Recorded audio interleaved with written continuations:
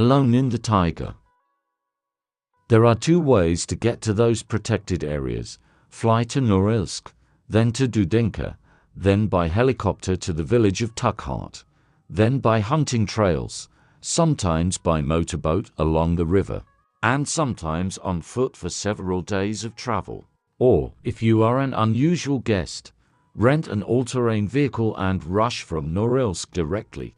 No matter which route you choose, you will still have to wander through the taiga for several days, and in that area it is deadly, wild. A seemingly safe place may turn out to be a swamp, so it is stupid to go there without a guide, and it is dangerous to be alone, even with all-terrain vehicles, 300 kilometers from the nearest village. Although there is almost nothing to be afraid of in the taiga, animals, if you do not intrude on their lair, prefer to stay away, and people rarely appear in those parts. I myself have only been there by chance. First, we walked along the route with a drilling team, reconnoitered, so to speak, the road to the deposit. And then I talked one local old-timer, Grandfather Isay, from the Inganesen people, the indigenous inhabitants of this wild land, into going on a hunting trip. Grandfather refused for a long time, muttering all sorts of nonsense about Hisco evil animals, however, but for a couple of bottles of white vodka, he agreed to become my guide. Although it is difficult to judge who helped whom, the grandfather was old and frail in appearance, but he knew the surrounding forests perfectly. We got ready quickly. We went out in a motorboat, walked along the river to the south for a day, then walked for a long time through the channels. In the end, we left the boat on a hillock, dragged it so that the current would not wash it away, and went on foot further west into the swamps. A wonderful hunt. The animal is not afraid, just load your gun and shoot at it. So by the end of the second day, we had collected a decent amount of trophies and decided to return. Old Man Isay got worried and suggested not to spend the night in the forest anymore, but to go to the motorboat without stopping or resting. It was unclear where the old devil got his strength from. I was at the limit of my capabilities. Then I involuntarily believed the men's tales that Isay was the last Inganesen shaman and could do what others could not. But I didn't dwell on it then. I decided to simply agree, although man proposes and the tiger disposes. I didn't understand what had happened, but we didn't make it to the boat before dark. Grandpa was almost hysterical. He was yelling at me in a language other than Russian, swearing at the vodka he had agreed to take me here for, and he was almost crying. I felt ashamed. I beg you to forgive me. And he just snorted and looked around. Suddenly he grabbed me by the belt and with such inhuman strength dragged me somewhere behind him. It felt like an hour had passed. When the forest parted, we came out to an abandoned hut. Hunters build such huts to hide from bad weather, snowstorms. A small hut made of solid timber. Instead of windows, there were loopholes. The door was small and low. It was dry and warm inside. Isay literally dragged me inside and began feverishly locking the door. He piled everything that was inside the hut against it and plugged the loopholes with rags. I look at all this and go stupid silently. The shaman doesn't say a word and is clearly preparing for something. It was already dark when Isay sat down opposite me to catch his breath and lit a single torch to light a cigarette. He smokes and looks into my eyes, and I stare into his eyes, thinking, Isay is testing me for some reason. It would be better if you were afraid sometimes, though, so you wouldn't end up in such a mess, Sonia. Not another word. Time passes, nothing happens. The old man sits hugging his carbine. I begin to doze off. After all, stress and fatigue have taken their toll. And through my sleep I hear a knock on the roof, as if a child ran by. The steps are brisk and light, but definitely heavier than a squirrel or a marten. And then a whistle came from behind the door and another knock, but louder and with pressure on the door. Sleep vanished. And Isaac put his finger to his lips, shaking himself and showing me, like, sit quietly. And so on for half the night. Creaking, knocking, whistle, an uncomfortable feeling, as if they were trying to scratch you out of your shell. Then everything suddenly stopped.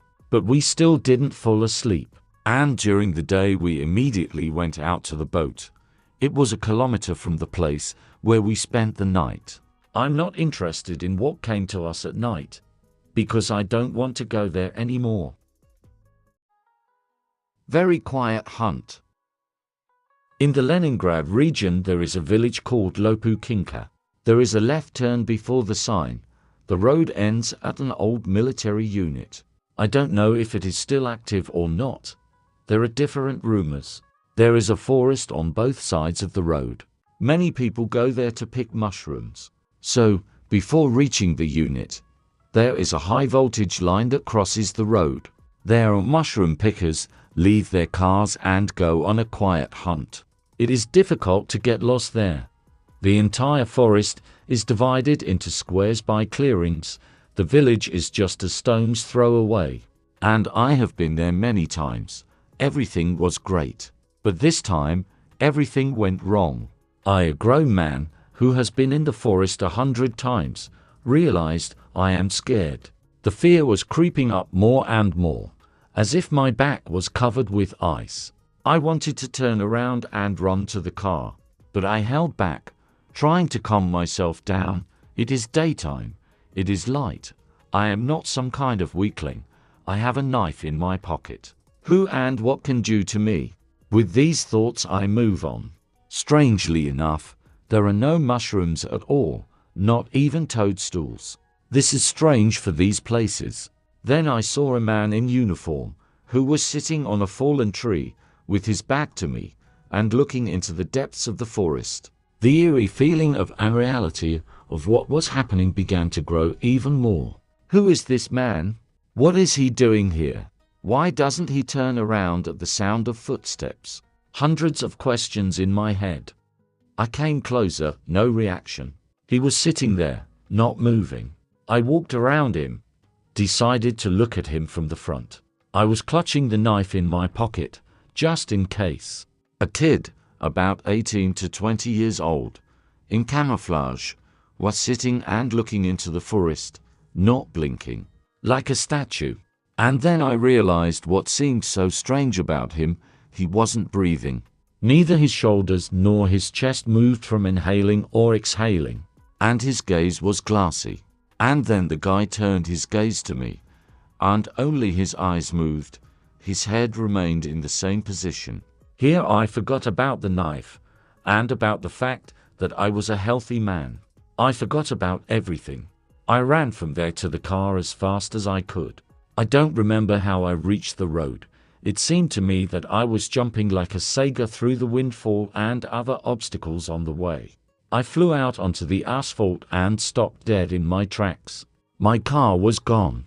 That's the place. I couldn't get it wrong. There's my cigarette, but lying where I threw it. And the car is gone.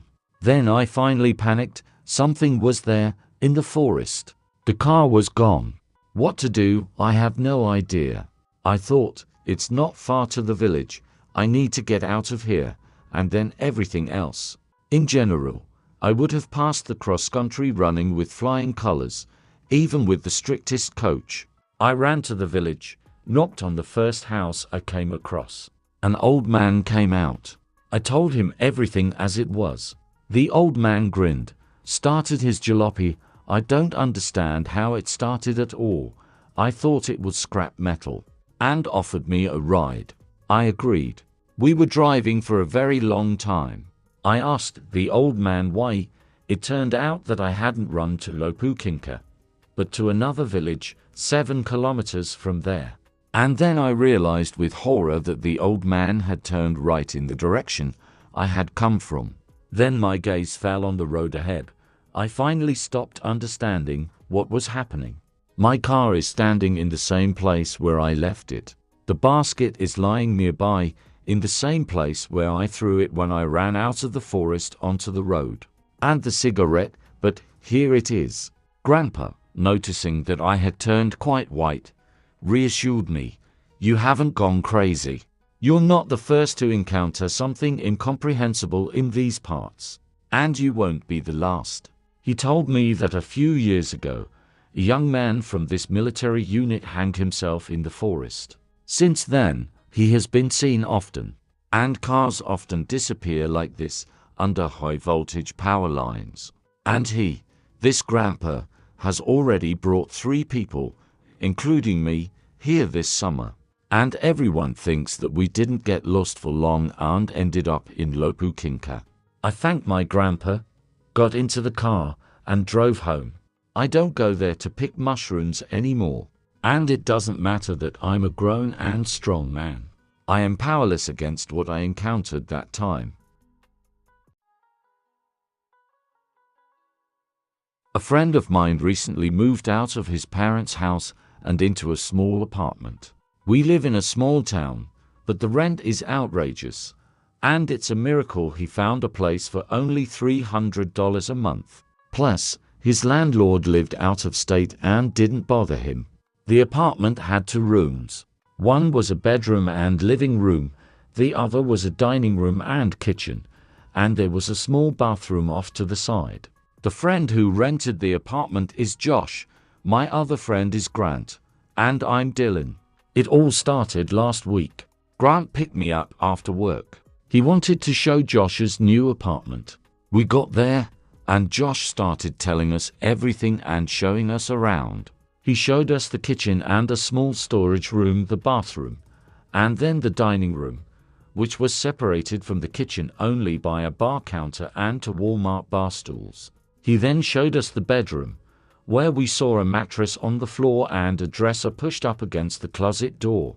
I thought it was weird because it was blocking the door, but heck, it's not my place to tell a friend how to decorate an apartment.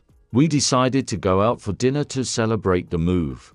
When we got back and Josh opened the front door, the lights were out, but I clearly remember them being on. We grabbed some popcorn on the way and were about to watch a movie, but when we entered the bedroom where the TV was, we noticed that the dresser had shifted. It was now sticking out slightly from one corner. Josh's demeanor instantly changed. He became nervous and asked us to leave. We said goodnight to our friend and headed home. The next day was Saturday and we decided to go back and see how Josh was doing. I knocked on the door but he didn't open for some reason. We knew he was home because his Jeep was in the driveway. About 20 minutes later, he finally let us in. He looked like he hadn't slept, his hair was tousled, his eyes were red, and there were sweat stains on his shirt.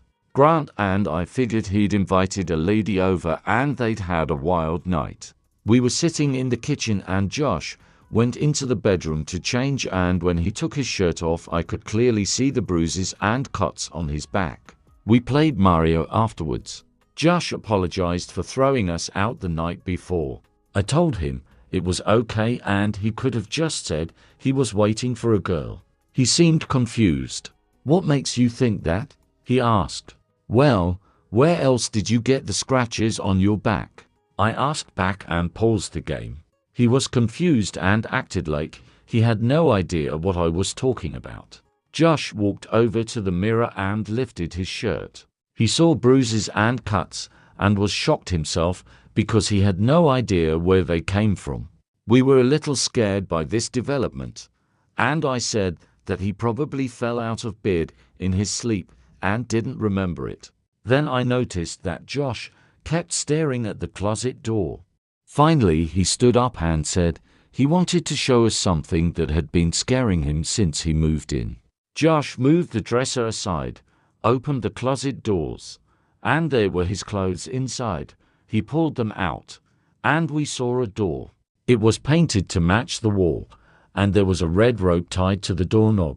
You could see the heads of 4 bolts on the top, holding something on the other side. Josh said that someone lived there, on the other side of the door, and these people had been coming into the apartment when he was gone, because he had come home several times already and seen things out of place, and food was disappearing from the refrigerator. What do you think we decided? That's right, we decided to open that door. I went to the garage to get some tools, and we got to work on it today. The door gave in easily, but to our surprise there was nothing behind it. Or rather, there was a brick wall. Before dark, Josh moved into a hotel, and we helped him move his things. He emailed the landlord that he would not be renewing his lease for the next month, and immediately began looking for other rental options.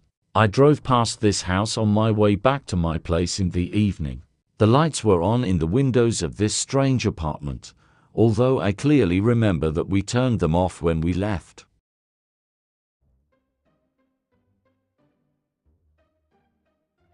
They say that in our city of Yakutsk there are a lot of ghosts, especially in the area between the bus station and the regional hospital. From time to time, scary stories are told about a bossy, restless shamans.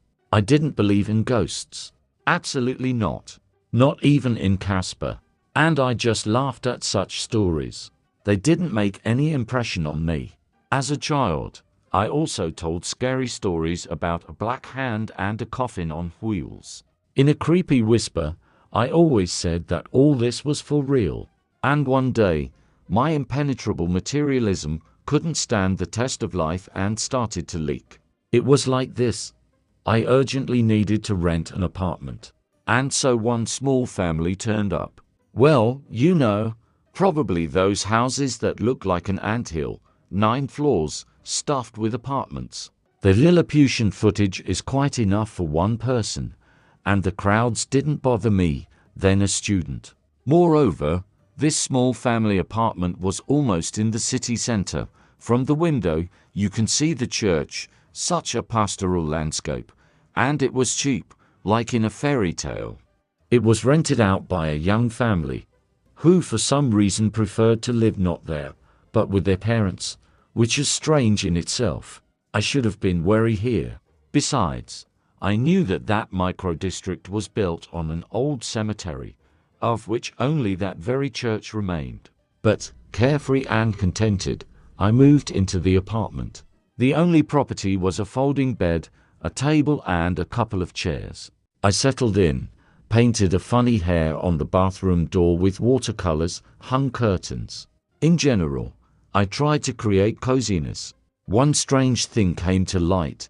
The apartment windows faced south. That is, in the summer it should be simply scorching. But in fact, even on the hottest day, it was cold, like in a crypt. On the very first night, I woke up from a terrible snoring under the folding bed. I thought, what audibility? It's the neighbors breathing through the wall.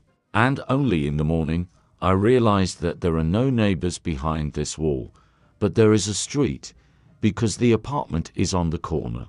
And the closest neighbors are across the room, the kitchen and that same bathroom. That is, their snoring could not be heard under any circumstances. I was surprised. That's all. A few days later, I was even more surprised.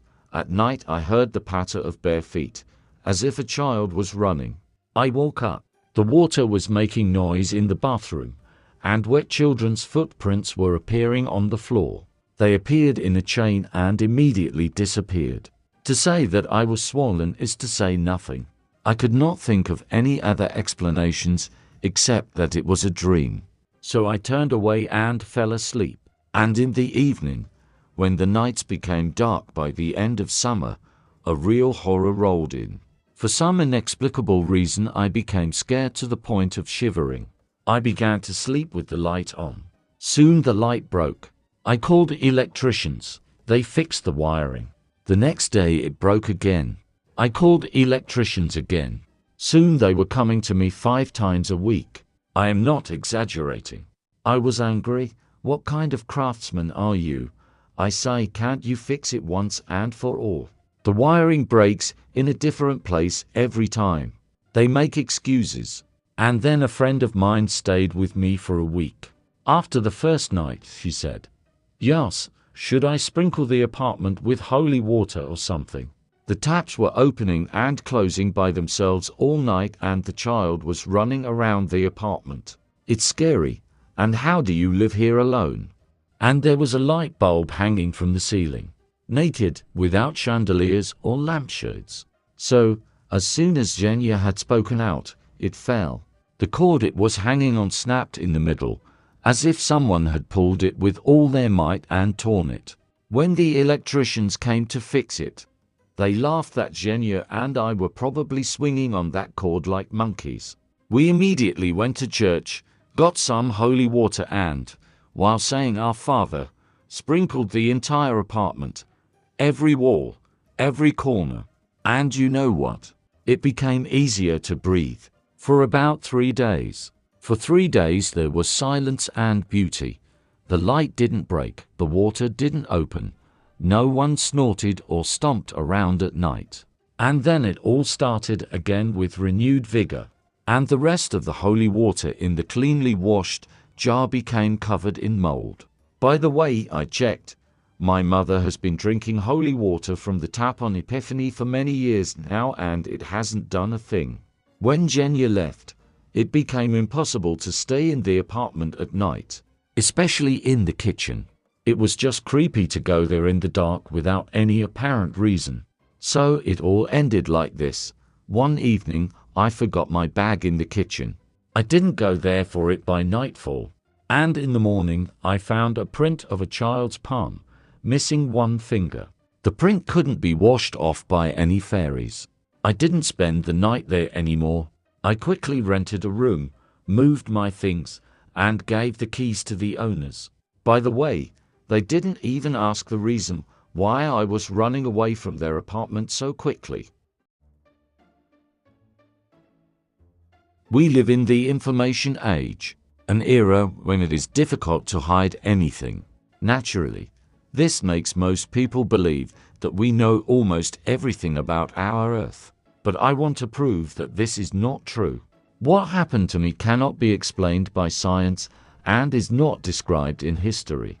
I think I am the only survivor, the only one who was allowed to slip away.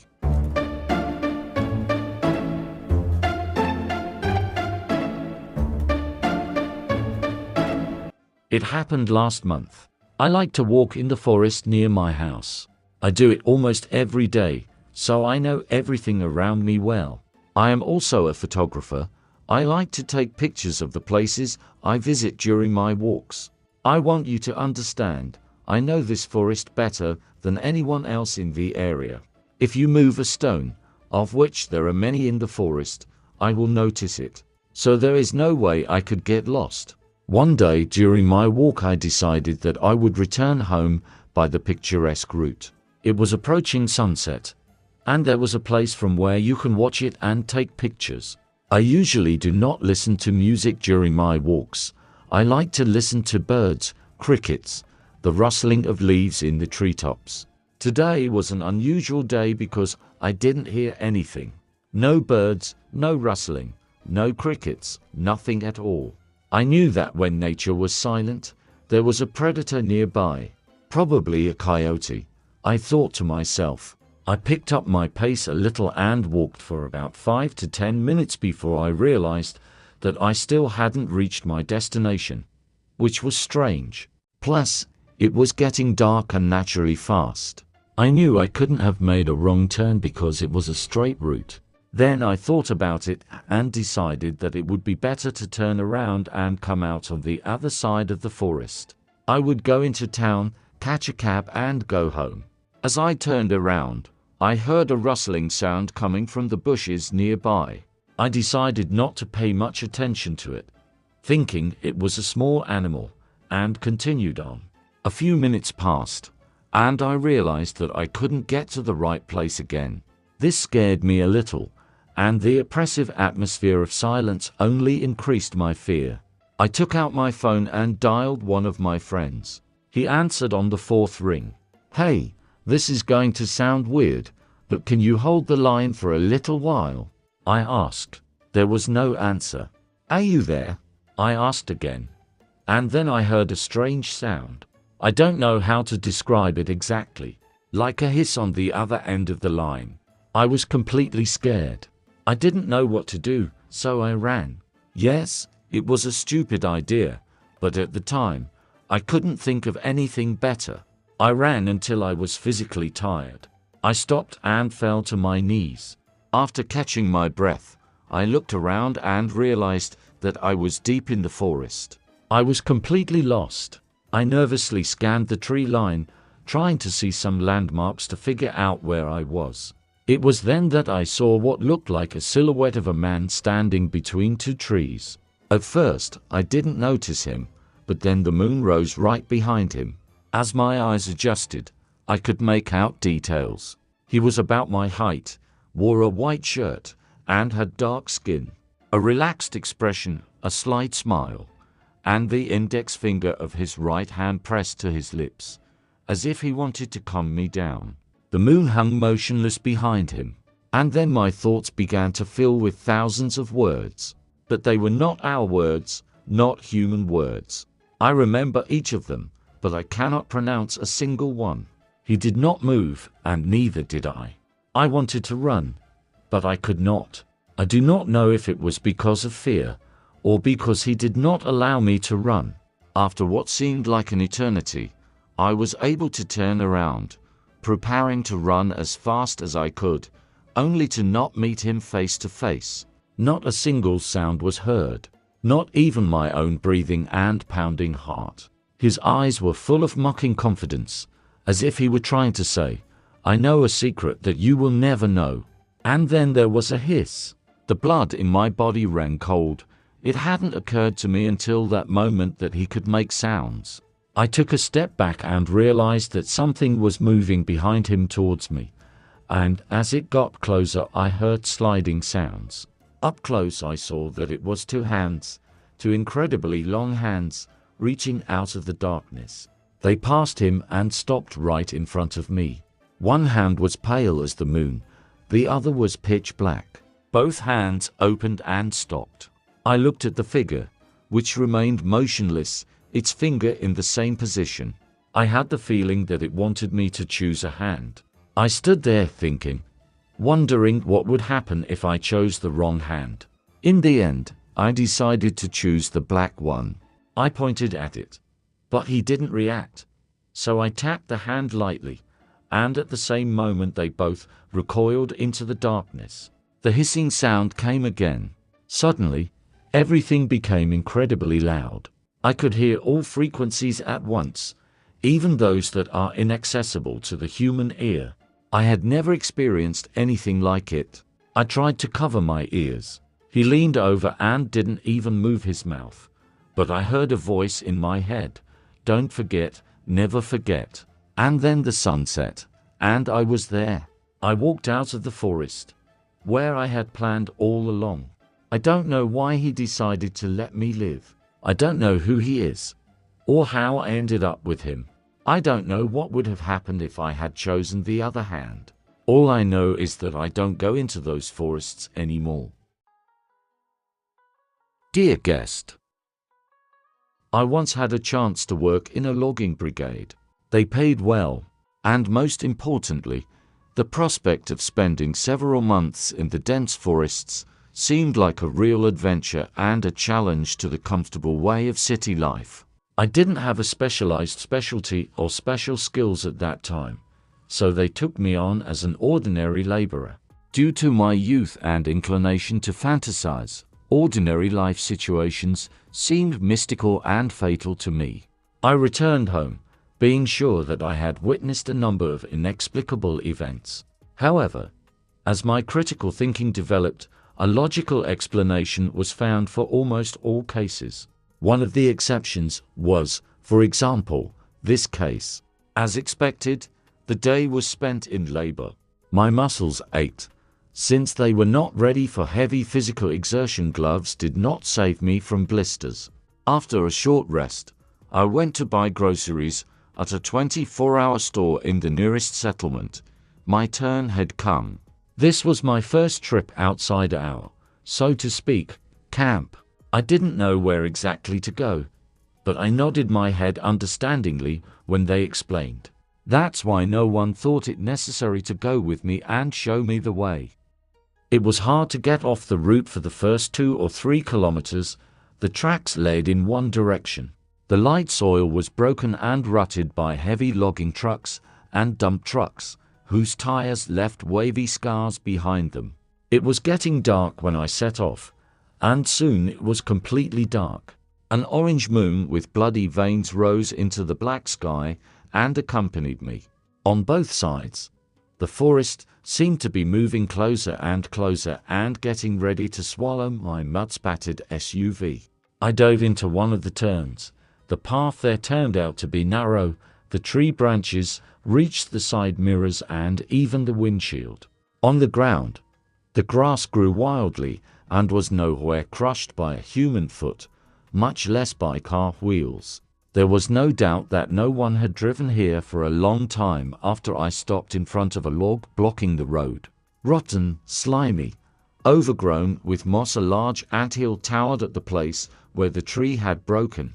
It was impossible to turn around and go back. There was only one thing left: to clear the way.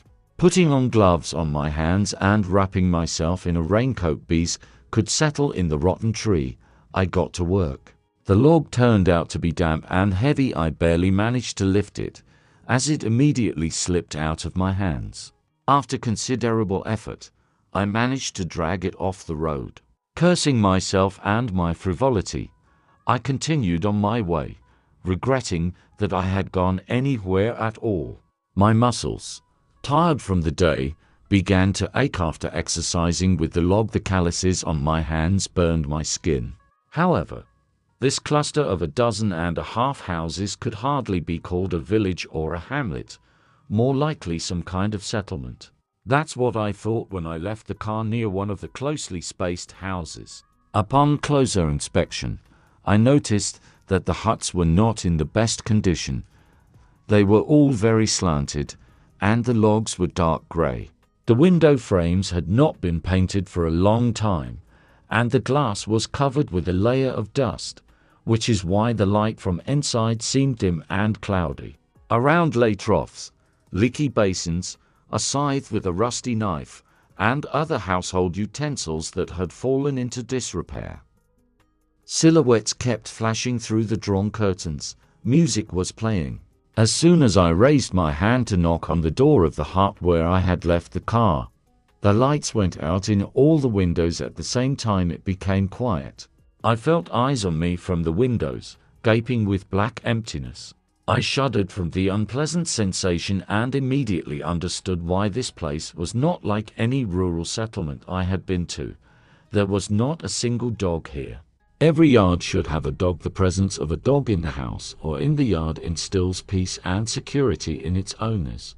And these settlements, located right at the thicket of the forest, would not hurt to have guard dogs to protect from animals, or from people like me, only malicious, and who knows from whom else. I was already getting ready to get back into the car and drive away. I did not notice the grocery store, of course. When the lights came on in all the windows at the same time as they went out, the music started playing again. The door opened and a loud voice came from it. "Come in, dear guest." I turned around and saw a pretty, rosy-cheeked hostess in the doorway. A bearded man approached her from behind, flashed his white teeth, smiled broadly, and invited her in as well. Only if the guest doesn't mind that he'll have to wash during the third steam, and at midnight too. Being a city person and uninformed, I didn't even understand what he was talking about. Of course, I didn't refuse the bathhouse. I decided to stay the night here and go back at dawn. I'll tell you how it is. I got lost and couldn't find my way. From the outside, the bathhouse matched the houses that surrounded it, just as dilapidated, shabby, and slanted. But from the inside, it even seemed bigger. A cleanly swept and washed dressing room, smooth, light logs of the walls, a comfortable bench for resting. It is not easy to imagine this when looking at the external appearance of the building. I undressed and opened the door to the steam room, from which a hot, humid air blew. Covering my eyes with my hand from the steam, I went inside. The chafed skin of my hands immediately began to tingle painfully. When my eyes got used to the temperature, I removed my hand and saw the mistress of the house, who was sitting on a bench. Her hair was loose, she was completely naked. She noticed my confusion and smiled slyly. I embarrassedly said something in justification and hurriedly left, closing the door. How did she get here faster than me? After all, I left the house alone. The owners remained. Dear guest, where did you disappear to? Her voice rang out. Not knowing why, but I opened the door to the steam room and went in again. Only this time, the owner himself was sitting on that very bench, grinning with white teeth from under a beard as black as coal. I didn't see any doors in the room, or any possible holes either. The glass in the window was intact, the frames were nailed down. How could they have ended up here, and where was the mistress now? Without thinking twice, I slammed the door and ran out of the dressing room onto the street. Silence. Only the wave-like trills of the crickets made at least some sounds. The lights were still on in the windows of the huts. Then I walked around the bathhouse and didn't notice any openings through which one could get inside. The fragrant steam, relaxing, drove fatigue out of the body, returning vitality. I poured cold water on the dry, hot bench and lay down on it, inhaling the hot air, smelling of resin and wood, with all my lungs. I think I dozed off. After a while, I jumped up from a burning pain in my thigh, as if a red-hot firebrand had been pressed against my skin. Having examined my leg for a burn, I made sure that the skin was not damaged.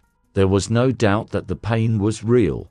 I decided not to hesitate any longer, to wash up quickly and leave here. Meanwhile, the bucket of water, which was heating up on the hot stones, began to bubble. Putting on a thick glove, I took the bucket. When it reached chest level, I saw in the reflection of the boiling water a huge black figure behind me, raising an axe above me. The bucket crashed to the floor with a crash, scalding my legs.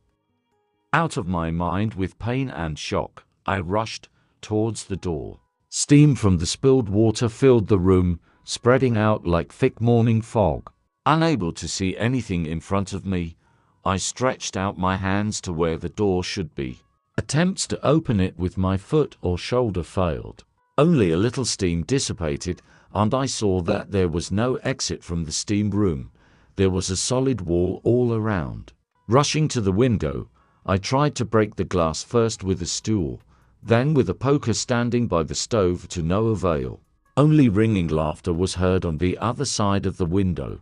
Judging by the stomping, several people had gathered in the dressing room, pouring logs onto the floor.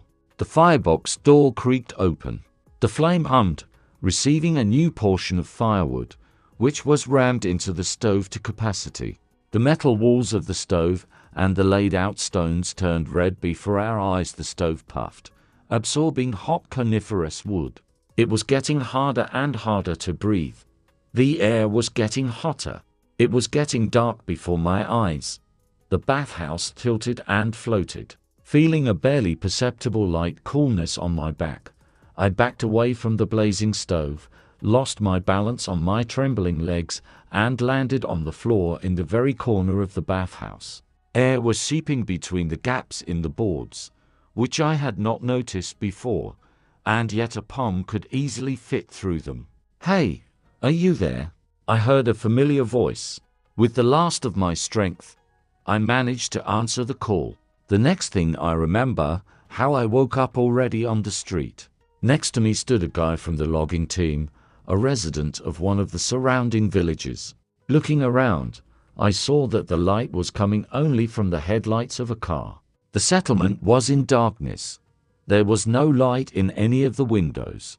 The same with this damned bathhouse, it's dark. When I didn't return for a long time, the team got worried. You never know, I'm young. I don't know the way yet, and in the dark. They regretted letting me go. This guy volunteered to go after me. No one knew the area better than him. Seeing the smoke from the chimney rising above the forest, he realized where I was and went straight there. They said that the reason for this was that several families were engaged in shady dealings, hobnobbing with evil spirits and bringing trouble to the respectable residents of the village. So, having gathered, they resettled them by force. Several generations of emigrants lived separately, but did not particularly bother anyone. Then, as they said, they all disappeared at once. They could not leave, such a group would have been noticed. They went into the forest. But why? But people did not want to interfere in their affairs. If they disappeared, then they disappeared. I didn't ask about what happened there, it was probably more peaceful that way.